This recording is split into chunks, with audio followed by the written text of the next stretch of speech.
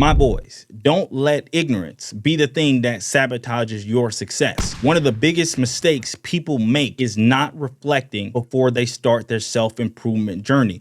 Do not be the reason that your self-improvement journey was a waste of time. Here's the thing. It is truly impossible to improve yourself in the most efficient way possible if you don't know where you're starting from, if you don't know who you are. So that's why in today's video, I'm going to be talking about the importance of reflecting before you start your self-improvement journey, as well as I'm going to dive into exactly how I do self-reflection, how I look at my life, how I analyze my current situation so that I can then chart a course to where I want to go. Now, y'all know I ain't Elder Scrolls. This ain't Skyrim.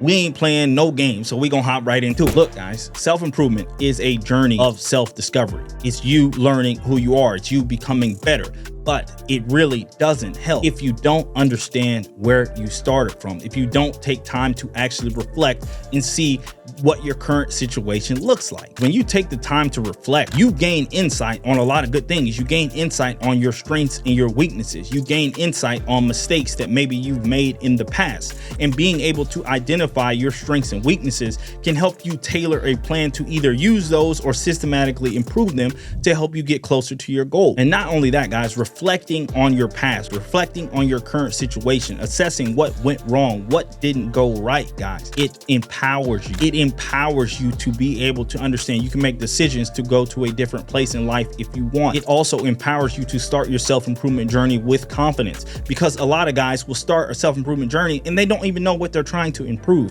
They haven't even made a target. They don't even have a direction or an aim of where they want to go. So they're just improving willy-nilly, and that shit's not going to be effective. I'm sorry to tell you. I mean, seriously, have you ever felt stuck on your self-improvement journey, bro? Like, you're like, damn, I'm doing all this, I'm reading all the books, I'm doing all this shit, but nothing's happening. I'm not getting any results. That could be because you're working on the wrong things. It could be because you're focused in the wrong place. You're going the wrong direction, guys. Like, when you reflect, guys, I don't think you get it. Self-improvement is a journey that requires introspection, that requires you to look inside. Want to understand your goals? Understand yourself first. How can you understand a goal, a destination, if you don't even understand you at the current time? Guys, self-reflection is very important. And the number one mistake I see guys doing is hopping headfirst into this self-improvement thing, and they don't even know them damn selves. They don't even know where they want to go, and they don't want to take the time to figure it out. All that is going to lead to is a bunch of wasted energy and effort and motion in the wrong direction. That's why in a few seconds here, we're going to hop into my exact process on how I reflect on my life and how that helps me craft my goals. Now, guys, I want you to look at starting your self-improvement journey like plotting in directions to a GPS. Yeah, I said it, a GPS. There is no possible way to understand how to get to the destination if the GPS does not have your starting location. You ever tried that? When you don't have Wi-Fi or your location ain't on, try to put in Uber, try to put in Apple Maps, it can't find your ass. So there's no way it can help you get to your destination. That's the point I'm trying to get at, guys. You have to have a starting point before you can start your self-improvement journey. And a lot of niggas skip this step. Finding that starting destination is going to make it a lot easier for you to make a custom plan and tailor what you're doing to help you get to your actual destination. So guys, the first thing that I do when I am self-reflecting is I grab myself a journal, bro. I get a journal because I'm gonna need this, because we gonna do a lot of thinking and we gonna do a lot of writing. And so one of the ways I definitely use prompts to help me think. I'm not a guy that could just think on a whim. I need a prompt. I need a question to be asked to me. But one of the things I mentioned in one of my previous videos was an anti-vision. So I will take some time to reflect on my past experiences. I'll get in this journal and I'll start writing. Okay, this girl played me. How did I feel about that? Why did I feel that way? Did I feel disrespected? What could I have done differently to make sure this didn't happen? Okay, I didn't hit my sales quota this quarter. Why is that? What happened? Why am I lacking in my sales profession? What am I missing? What am I not doing? How can I do it better, guys? And I'm just journaling all this stuff. I'm just writing this stuff down. It's helping me create an idea of what I have seen so far, and helps me understand and become aware of how I have acted and reacted to these situations.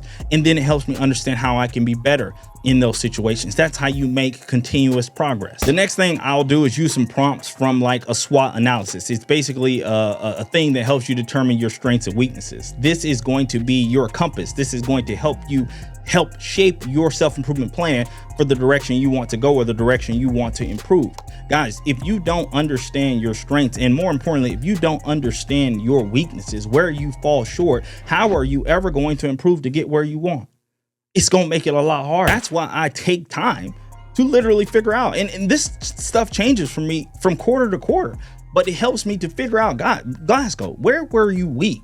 For YouTube, I was weak in thumbnails. I was good at editing. I understood that. That's my strength. I was weak in thumbnails. I was weak in speaking in the camera. I'm kind of an introvert in real life. But guys, I understood that. So I took steps to progressively get better at those things. I hired someone to do my thumbnails. Guys, this all came from me understanding my weaknesses. When you understand your strengths, you can attack those. You can use those to help you get better. When you understand your weaknesses, you can systematically improve them, and that is going to improve your life. Moving on. Next thing I do in my self-reflection process is I define my North Star, like my vision, my big dream achieved. Guys, do not get this confused with a goal. This is not a goal. This is your vision. I'm a big believer in that. Like setting 5-year and 10-year goals is freaking stupid. It's too far away. It's not even effective to set a goal, but I do like to set a vision, an overall direction of where I want my life to go. And one of the things I do, guys, I take this journal. And guys, I recommend that you do this for a couple different reasons. A, because visualization and thinking about these things is great for the brain. It helps you get to your goals. But also, guys, just having an idea of exactly what you want helps your brain figure out solutions to get there. So what I'll do is I'll take this journal and I will literally write pages in this journal of what it would look like if I one day woke up and my dream or my goal, my vision was actually fulfilled. It actually happened. I literally go in exact detail. I wake up, there's sun shining on me. I like the sun in my face. You know, it gives me energy in the morning to get up. So in my little journal, I wrote this down. The sun is shining in my face.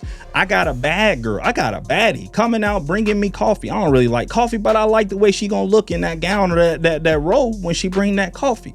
You see, it's like I've written all this stuff down. I've written, like, when I get up, I go to work. I'm in charge of a bunch of people. We're building meaningful products that are actually helping people's lives.